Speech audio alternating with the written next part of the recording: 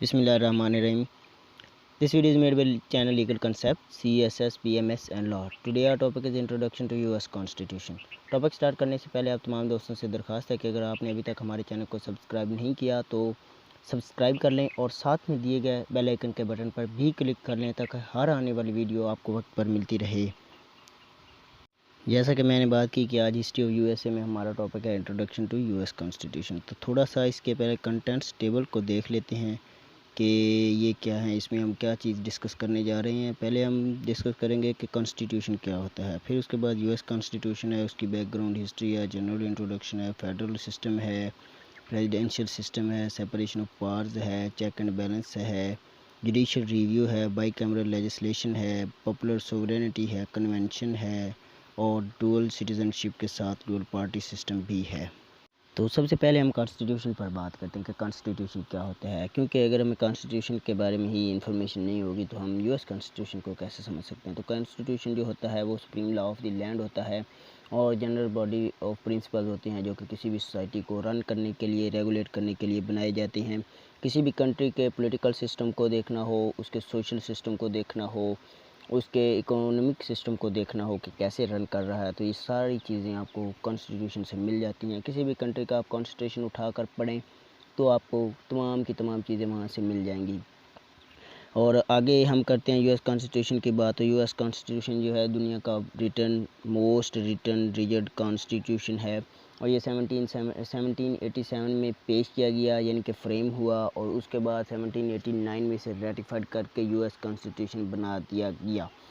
ये जब पेश किया गया तो 700 वर्ड्स थे इसमें और 7 आर्टिकल थे। अब ये कॉन्स्टिट्यूशन 26 अमेंडमेंट इसमें हो चुकी हैं और 232 साल हो गए इसे बने हुए और आज तक सिर्फ 26 अमेंडमेंट हुई हैं, जिससे आप अंदाज़ा लगा सकते हैं कि वाकई इसमें अमेंडमेंट का प्रोसेस बहुत ही रिजिड और टफ है। और ये दुनिया का रिजिड, कोडिफाइड और रिटन कॉन्स्टिट्यूशन माना जाता है, जो कि मॉडर्न डेमोक्रेसीज़ में अगर बात की जाए तो यूएस कॉन्स्टिट्यूशन को इस हवाले से बहुत ही ज़्यादा अहमियत हासिल है। थर्ड नंबर पे हमारे पास है इसकी बैकग्राउंड हिस्ट्री के हिस्ट्री क्या है, क्यों यूएस कॉन्स्टिट्यूशन बनाया गया, क्यों यूएस बना कैसे बना। उसकी वजह यह है कि अमेरिकन भी बड़े सगीर पाक हिंद की तरह ब्रिटिश कॉलोनी रहे हैं और ब्रिटिश ने वहाँ पर जब अपने जुल्म सितम को ज़्यादा बढ़ा दिया तो वहाँ पर 9 स्टेट्स ने इनके ख़िलाफ़ आज़ादी की जंग लड़ी। पहले सिर्फ 9 स्टेट्स थीं जिन्होंने आज़ादी की जंग लड़ी और बाद में ये 13 स्टेट्स बनी और 13 स्टेट्स ने 1776 में फ़िलाडेल्फिया, जो कि अमेरिका की एक रियासत है, वहाँ पर इन्होंने एक कन्वेंशन के थ्रू इसे पास करवा के अपना एक, आप कह लें कि एक पम्फलेट की सूरत में, एक किताबचे की सूरत इसे दी। और जो कि आज भी हिस्ट्री ऑफ यूएसए में अगर आप स्टडी करते हैं तो कन्वेंशन ऑफ फ़िलाडेल्फिया को बड़ी ही ज़्यादा अहमियत दी जाती है। तो बैकग्राउंड हिस्ट्री जो यूएस कॉन्स्टिट्यूशन की है वो स्टार्ट हो रही है 1776 से, जो कि फ़िलाडेल्फिया में इनकी जो मीटिंग हुई थी। पहले 9 स्टेट्स थी जो इस मीटिंग में शामिल थी। जब 9 स्टेट्स ने एक पम्फलेट बना लिया, एक रिटन कॉन्स्टिट्यूशन बना लिया, तो उसके बाद इसमें और स्टेट्स शामिल होगी, जो कि बाद में 13 स्टेट्स थी। 13 स्टेट्स ने इसे रेटिफाइड किया और ये कन्वेंशन ऑफ फ़िलाडेल्फिया बना, जो कि अमेरिकन कॉन्स्टिट्यूशन में बड़ी ही अहमियत का हामिल है। आगे आ जाता है हमारे पास जनरल इंट्रोडक्शन। जनरल इंट्रोडक्शन ये है कि ये कॉन्स्टिट्यूशन जो है एक्सप्लेन करता है कि हर बंदे को आज़ादी दी जाएगी और मकसद बनाने का ये है कि हर बंदे को, जो कि every citizen of the country must get justice, equality and tranquillity, liberty, ये सारी चीज़ें इस यूएस कॉन्स्टिट्यूशन के बनाने का मकसद थी, ताकि हर सिटीज़न को इंसाफ फराहम किया जा सके बिला बालातर होकर इस चीज़ से कि वो कौन से रंग से है, कौन से मज़हब से है, उसका क्या रंग, नस्ल, मज़हब, क्या चीज़ें, सारी चीज़ों से बालातर होकर उसे आज़ादी भी दी जाए, जस्टिस भी दिया जाए। ये सारी चीज़ें इसमें डिस्कस की गई थी। आगे है कि यूएस में जो है वो फेडरल सिस्टम ऑफ गवर्नमेंट है। जैसे पाकिस्तान में पार्लियामेंट्री फॉर्म ऑफ गवर्नमेंट है, अमेरिका में फेडरल सिस्टम ऑफ गवर्नमेंट है, जो कि नेशनल एक गवर्नमेंट उनकी है जैसे फेडरल गवर्नमेंट है, और उसके बाद स्टेट्स की गवर्नमेंट्स हैं और स्टेट्स जो हैं वो अपनी जो भी अंदरूनी स्टेट्स के मामलात होते हैं वो स्टेट जो हैं वो खुद डील करती हैं, जबकि बाहर के कंट्रीज़ के साथ जो मामलात होते हैं वो गवर्नमेंट ऑफ यूएस से डील करती है। तो इसी तरह उन्होंने कुछ इख्तियारात स्टेट्स को दिए हुए हैं और कुछ इख्तियारात जो हैं वो सेंट्रल गवर्नमेंट के पास हैं। तो इसलिए जो स्टेट्स हैं उनको उन्होंने अपनी जो आज़ादी दी है, लेकिन कुछ इख्तियारात में जो कि सेंट्रल गवर्नमेंट के पास होते हैं, यानी कि दूसरे ममालिक के साथ रिलेशन बनाने हैं या ट्रेड करनी है, तो ये सारी चीज़ें फेडरल गवर्नमेंट जो है उनकी सेंट्रल गवर्नमेंट है जो कि न्यूयॉर्क में होती है, वो डिस्कस करेगी, वो करेगी सारी चीज़ें। और बाकी के मामलात जो हैं अंदरूनी तौर पर जो कंट्री में ट्रेड हो रही है या जो चीज़ें भी हैं वो सारी स्टेट्स अपने मामलात को ख़ुद देखती हैं। तो ये था इसका फेडरल सिस्टम। आगे हमारे पास है पॉइंट नंबर 6, प्रेसिडेंशियल सिस्टम, यानी कि अमेरिका में जो एग्जीक्यूटिव हेड है गवर्नमेंट का वो प्रेसिडेंट है। प्रेसिडेंट के पास तमाम के तमाम एग्जीक्यूटिव पावर्स हैं। जो चीज़ भी मुल्क से रिलेटेड है, मामलात जैसे भी हैं, ट्रेड का है और दूसरे मामलात जो हैं, यानी कि वो तमाम के तमाम एग्जीक्यूटिव हेड जो है वो डील करता है, जो कि प्रेसिडेंट है वहाँ पर। तो इसीलिए हम कहते हैं कि अमेरिका में प्रेसिडेंशियल सिस्टम है, क्योंकि तमाम के तमाम इख्तियारात सदर के पास हैं वहाँ पर। सेपरेशन ऑफ पावर्स, अमेरिकन्स एक नोशन पर बिलीव करते हैं कि पावर मेक्स मैन्स करप्ट। तो इसीलिए उन्होंने सेपरेशन ऑफ पावर्स रखी, जिसकी वजह से मुख्तलिफ इख्तियारात उन्होंने मुख्तलिफ इदारों को दिए। जैसे लेजिस्लेचर पावर्स उन्होंने दे दी कांग्रेस को, जो कि आर्टिकल 1 कॉन्स्टिट्यूशन ऑफ यूएसए का भी कहता है। सेकंड, उन्होंने आर्टिकल जो 2 है वो कहता है कि एग्जीक्यूटिव पावर जो हैं वो उन्होंने दे दी हैं प्रेसिडेंट को। लेजिस्लेचर पावर्स उन्होंने दे दी हैं कांग्रेस को, सेकंड जो एग्जीक्यूटिव पावर्स हैं वो प्रेसिडेंट को दे दी। और तीसरा उन्होंने जो थर्ड जुडिशल पावर दे दी है सुप्रीम कोर्ट को, जो कि उसके साथ इंफीरियर कोर्ट्स भी हैं।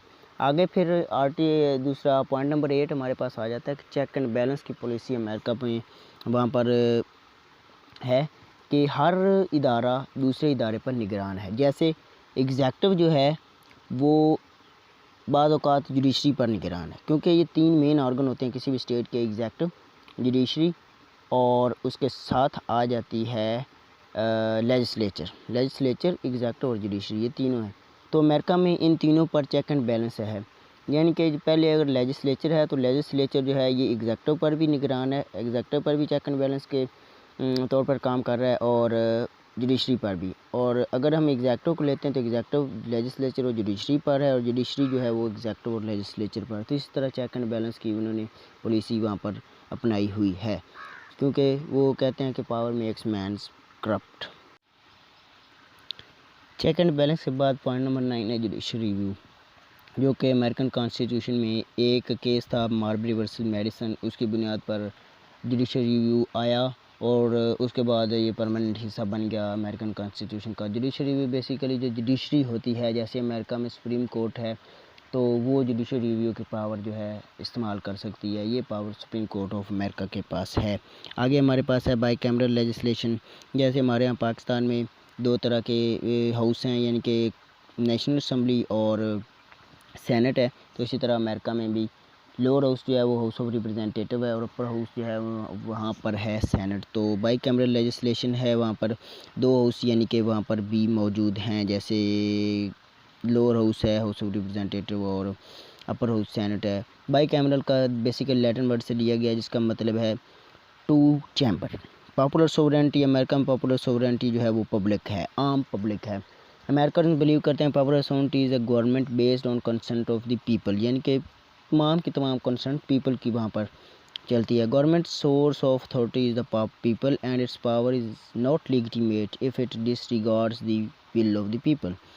Third, people are involve directly indirectly in proposing and ratifying the amendments और टू देयर कॉन्स्टिट्यूशन, यानी कि वहाँ पर विल ऑफ पीपल जो है वो पॉपुलर सोवरेंटी के तौर पर मानी जाती है। पीपल को पॉपुलर सोवरेंटी हासिल है अमेरिका में। कन्वेंशंस आगे हमारा पॉइंट है, ये कन्वेंशंस को अमेरिका में बहुत ज़्यादा हैसियत हासिल है और ये बहुत ज़्यादा इम्पोर्टेंस के हामिल हैं। जैसे बेसिकली पहले हमने इंट्रोडक्शन में हिस्ट्री में भी बात की थी कि कन्वेंशन ऑफ फिलाडेल्फिया, ये भी उनका कन्वेंशन है और कन्वेंशंस वहाँ पर और भी बहुत सारे हैं, जैसे कि प्रेसिडेंट जो है वो कन्वेंशन के थ्रू उन जो लोग हैं वो इलेक्ट करते हैं उसे, ठीक है। और बाकी कॉन्स्टिट्यूशनल कन्वेंशन है is a gathering for the purpose of writing a new constitution और revising an existing constitution. Member of a constitutional convention referred as delegates. Constitutional convention are often through not necessarily or entirely elected by popular vote। यानी कि बाद औक़ात ऐसा होता है कि किसी भी तरह में कोई नई चीज़ कॉन्स्टिट्यूशन में ऐड करनी हो यानी अमेंडमेंट करनी हो तो भी कन्वेंशन का सहारा लिया जाता है। कन्वेंशन को अमेरिकन कॉन्स्टिट्यूशन में बहुत ज़्यादा अहमियत हासिल है। अमेरिका में डुअल सिटीज़नशिप का कंसेप्ट है, यानी कि अमेरिका में आप अगर रहते हैं तो आपके पास एक तो यूनाइटेड स्टेट्स ऑफ अमेरिका की सिटीज़नशिप है, यानी कि आपके एक कार्ड बनेगा यूनाइटेड स्टेट्स ऑफ अमेरिका का और दूसरा कार्ड जिस स्टेट में आप रह रहे हैं उस स्टेट का बनेगा। जैसे कि अमेरिकन सोल्जर्स जो हैं वो जिस स्टेट से होते हैं, एक तो उनकी शर्ट पर उस स्टेट का बैज लगा होता है और दूसरा उनकी शर्ट पर बैज लगा होता है यूनाइटेड स्टेट्स ऑफ अमेरिका। आगे डुअल पार्टी सिस्टम है। अमेरिका में सिर्फ दो पार्टीज़ हैं, एक पार्टी जिसे हम कहते हैं रिपब्लिकन और दूसरी डेमोक्रेटिक। तो इन दो पार्टीज़ के ही जो नुमाइंदे होते हैं वो बाद दफ़ा हुकूमत में आते हैं। अगर एक दफ़ा डेमोक्रेटिक पार्टी का आ गया तो दूसरी दफ़ा रिपब्लिकन का आ जाएगा। तो अमेरिका में सिर्फ टू पार्टीज़ हैं और डुअल पार्टी सिस्टम है वहाँ पर, जिसे की वजह से इनका पॉलिटिकल सिस्टम काफ़ी ज़्यादा स्ट्रॉन्ग माना जाता है। तो ये था आज का हमारा लेक्चर। अगर आपने अभी तक हमारे चैनल को सब्सक्राइब नहीं किया तो काइंडली हमारे चैनल को सब्सक्राइब कर लें ताकि आपको हर आने वाली वीडियो मिलती रहे। मिलते हैं नेक्स्ट वीडियो में, तब तक के लिए